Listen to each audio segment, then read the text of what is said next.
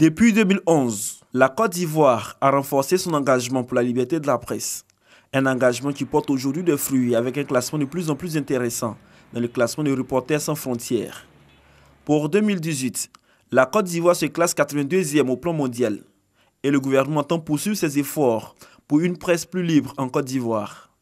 Pour la célébration de la Journée mondiale de la liberté de la presse, l'UNESCO a retenu pour cette année le thème « Médias, justice et état de droit ». Les contrepoids du pouvoir. La Côte d'Ivoire, notre pays, qui s'approprie le thème général tel qu'adopté par l'UNESCO, a choisi de s'appesantir sur les garanties que notre pays offre pour un journalisme libre et responsable. Au plan du cadre légal et institutionnel, le gouvernement a fait voter et promulguer 2 lois importantes qui précisent mieux les cadres juridiques de fonctionnement de la presse et de l'audiovisuel dans notre pays.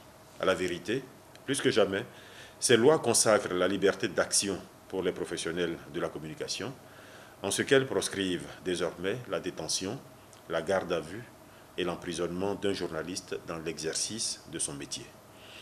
Certains incidents regrettables survenus dernièrement ne doivent pas occulter les avancées considérables que ces 2 textes présentent.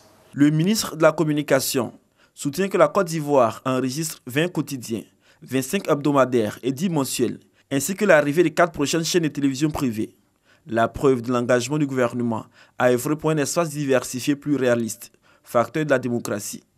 Le gouvernement réaffirme sa ferme volonté de poursuivre les actions de consolidation de la démocratie dans notre pays et attend de vous, chers amis de la presse, l'accompagnement indispensable, c'est-à-dire entre autres un contenu riche et diversifié, qui reflète l'ensemble des sensibilités politiques de notre pays.